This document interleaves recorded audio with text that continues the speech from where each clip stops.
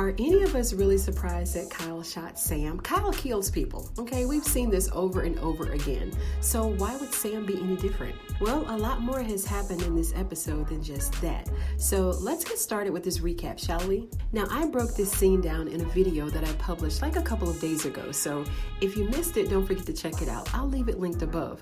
Now, for those of you who've been living under the proverbial oval rock the past couple of days, in episode 20, Kyle shot Sam. Oh yeah, he's trying to take him out. So Sam's bleeding out by the bunker door, and now Kyle is still stuck in the cell. So we'll have to just wait and see how he's going to actually get out next week, I guess. I mean, that's if he gets out. And initially their little cat and mouse game was a bit upsetting, but the standoff had to happen to build us up to this very moment. Dale and Sharon met up in the living room at Richard and Nancy's at Richard's slumber party. Sharon's asking Dale about Kareem, but Dale wasn't really able to offer any insight on what the heck happened to Kareem. But he did tell her that he knows that it's kind of awkward for her to be there, from Kareem walking around acting like he's seen the ghost from Christmas past, and Barry walking around cussing and fussing every 2 seconds. This can't be easy for her. Dale told her that he can feel the tension in the air, and the Halston's energy ain't quite lining up with his chakras. Sharon said that Hunter should be in jail for what he did to them. She said that she has faith in both Richard and Sam, and that they're well connected. She said that they're going to get to the bottom of things with Hunter. Nancy came in to tell them that the greens and carrots were ready, so they went on in to have dinner. Now look, when we get to this dinner table, check out the greens and the carrots on the plates. Now let's talk about this discussion that Victoria had with Donald about Jason. Victoria wanted to know if he'd heard that Jason is getting better and able to make a full recovery. And Donald told her that he hadn't heard anything because he's busy running the country. And this is where Victoria started speaking in code. She's telling Donald that he knows exactly what needs to be done. And Donald assured her in so many words that he's not doing whatever it is that she's talking about. Apparently she wants to keep her hands clean while Donald does all the dirty work. But none of that's happening. Donald's gonna stay as far away from Jason as he possibly can. Before Alonzo retired for the evening, he stopped by Priscilla's, and he wasn't just dropping by to say goodnight. He brought a little friend with him. He handed it over to Priscilla, but he was a little bit nervous because everything that's on this flash drive, it proves that Jason is the killer. Then for some strange but odd reason, he felt the need to spill some tea with Priscilla. And I guess at this point, he feels comfortable with her and that he can trust her. He revealed to her that Alan is unraveling because he thinks that Flotus and Potus had Ellie knocked off. And Alonzo said he thinks that Alan may try and harm them because of it. He told her that he really needed to get this information to Sam ASAP. And as he's telling her all of this, Priscilla is sitting there plotting and scheming. She told Alonzo to let her talk to Alan first before he spoke to Sam. And she wants to take Alan with her to the meeting that she's going to have with the vice president, all depending on how convincing he is. Then we move to Bobby, Max, Lily, and the robe. Now, I'm sure that Bobby could have grabbed Lily something off the rack, and gave it to her to put on. Max told her how terrible she looked, and then she began making excuses about being in the hotel room all day. Then she started asking Bobby how long all of this was going to take. She wants Bobby to do something. She wants time to go faster. And I'm sitting here like, Lily, didn't Bobby come and save you from your own husband and his shenanigans? Like more than once. Yeah, he did. I mean, she's acting like Bobby is pulling the strings on the whole operation. Girl, he ain't got it like that. But I know that Lily's a little frustrated and a bit on edge, and she's drunk. She told them that she drank the entire bottle of scotch, and I really don't feel sorry for Lily because she's beginning to be ungrateful, controlling, and just impatient. And we can't forget that she's making secret phone calls talking about she needs their help. Now, Victoria is on her stroll in the White House again, and she's discovering that Hunter is missing. Donald told her that he's at the hospital, and she didn't like that because she wants to be there. She wants all the cameras to be on her. She wants all the attention so that she can go in there and fake pretend that she's worried about Jason. She went on this rant to say that Hunter was trying to make her look bad and wanted to embarrass her while he looked like he was the loving parent.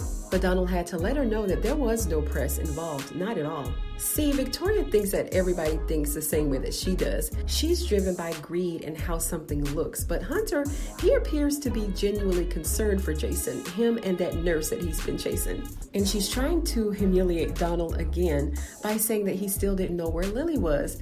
And he told her that he knows exactly where she is. He knows the hotel and the room that she's living in. And here we're learning that Donald knew where Lily was the whole time. And he called Eli stupid because he didn't realize that his biggest donor owned the hotel. So I guess Donald may have a little bit more pull than what we thought. She told Donald to assemble her motorcade, and he obliged. The Halsons finally made it to that dinner table with Dale and Sharon. Dale wants to know how long he's going to be able to stay there and how long it's going to take for all of this to be over.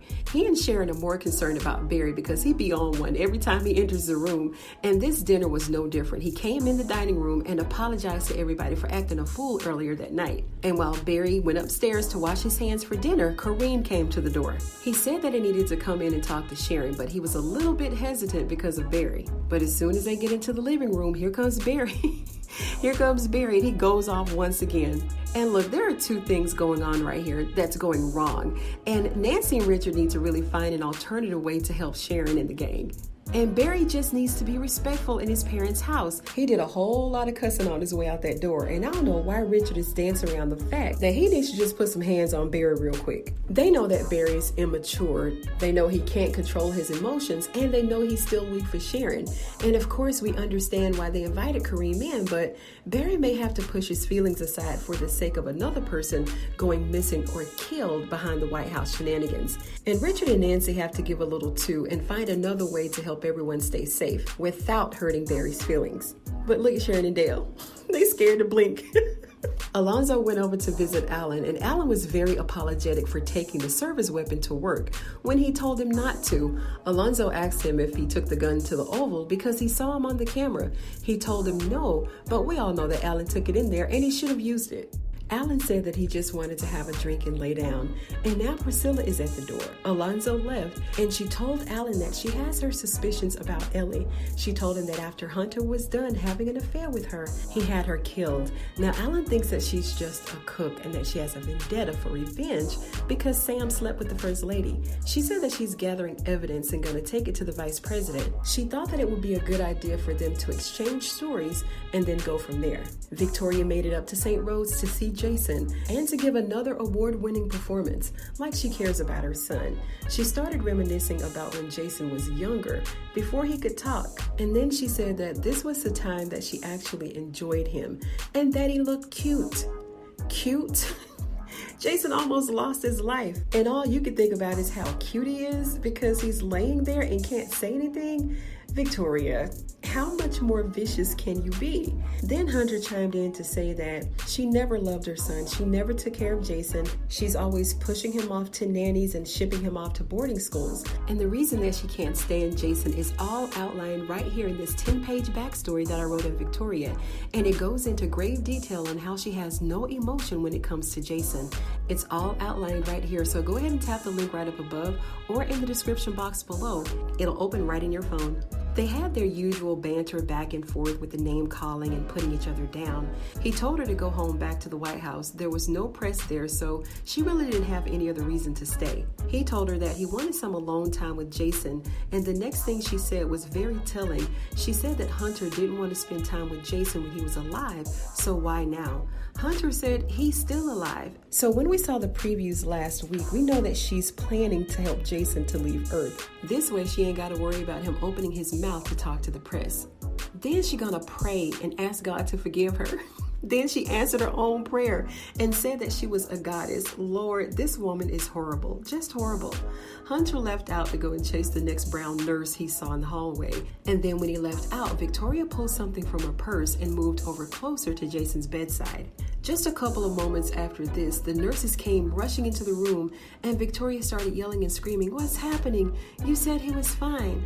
So she probably slipped Jason a little something in his IV. End scene. Thank you so much for joining me on today's episode of Ruthless TV. If you're an Oval fan, go ahead and sub to this channel because I do video breakdowns like this all the time. Thank you so much once again, you guys, and I'll see you on the next one.